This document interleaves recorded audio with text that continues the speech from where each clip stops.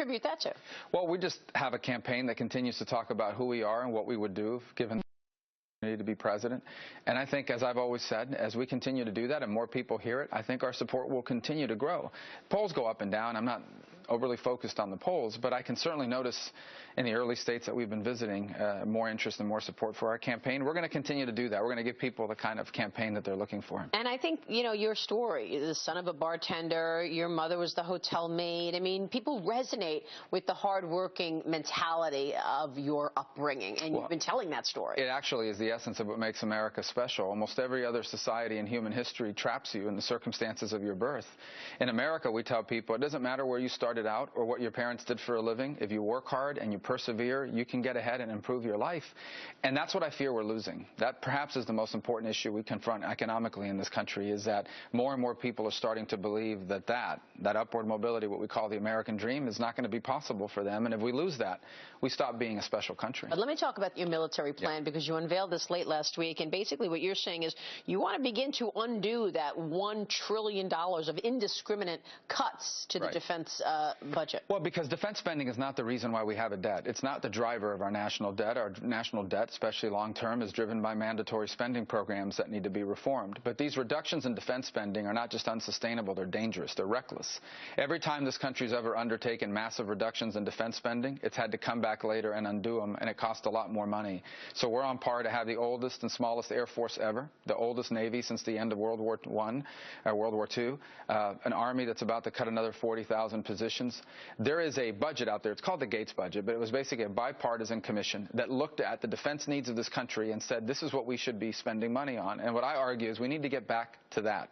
We need to get back to funding our defense needs, because it is the most important thing the federal government does. And when you look at national defense and sort of what we're fighting out there, what do you think would be the biggest threat on foreign policy or national defense status? I mean, we face three major threats. One is rogue states like North Korea and Iran, who either have acquired or are on the verge of acquiring a nuclear capability that could eventually reach the United States.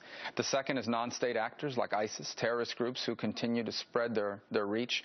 They're now very involved in Libya. That's why news about a Russian jetliner should not be surprising to us, because ISIS is very active in Libya, and they use it as an operational ground in the Sinai into Egypt.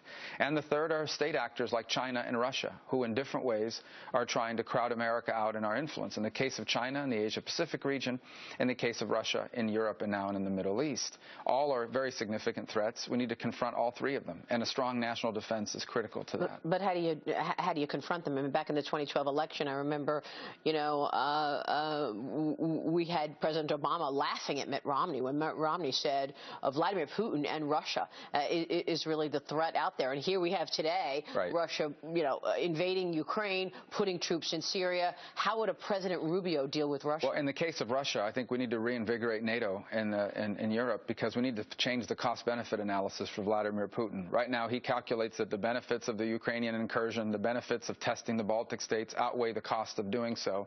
And many of these countries in NATO do not have territorial defense capabilities. They cannot inflict damage on Russia high enough because they haven't invested in that for years. They largely invested in becoming expeditionary forces that could join us, for example, in Afghanistan. So we have to reinvigorate NATO. We also have to help reinvigorate countries aligned with NATO that may not be NATO members but are associated with NATO, whether it's Georgia or some of these other nations, Ukraine, for example, by giving them defensive capabilities that change the cost-benefit analysis for the things that Vladimir Putin is doing.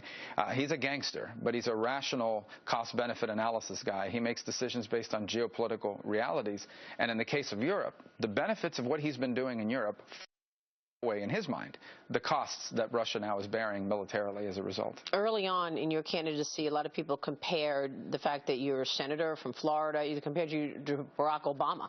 Been there, done that, junior senator, not ready for prime time yet. Would you consider being a VP? I'm running for president, and that's what I'm running for. I don't have any interest in being the vice president. You don't run for vice president. How do you push back on those that say maybe at some point, but not right now? Well, first of all, I don't know what I think that's the argument the establishment in the Republican Party makes. You know, Marco, you need to wait in line. It's not your turn. I don't know what we're waiting for. This country can't have another 4 years like the last 8. The American dream is slipping away. And I would remind people that Barack Obama didn't fail because he was a senator. He now has 7 years of presidential experience, and his policies are more disastrous today than when he started. he's failed because his ideas don't work. Big government, taking on and undermining free enterprise, expanding the reach of government into our economy. It's been a disaster. Record numbers of people on public assistance. Record numbers of people have left the labor force. An economy that's growing at an anemic pace. Wages are barely growing, and certainly not in comparison with the new costs that Americans have to absorb. Global confidence in America's long-term economic outlook continues to decline. Our industries are less competitive globally than they once were. These are disasters, and they're a direct result of a failed ideology on behalf of Barack Obama, not the fact that he was a U.S. Senator. Okay, that's a fair point. I want to ask you about your economic policy, in particular your tax plan, because your plan has the highest tax rate for the highest earners at 35%. It's not much different than what we see right now. Well, 39.5. 39.5 is what we have right now, and yours is 35%. And then you've got this expanded child tax credit. So explain that to us. You want to give a credit to people because they have kids. No, I want to give them a credit because working family is the most important institution in our society. It is the most important government, it's the most important economic cell in our society, and families today are facing crushing costs of raising children. They're basically raising our future.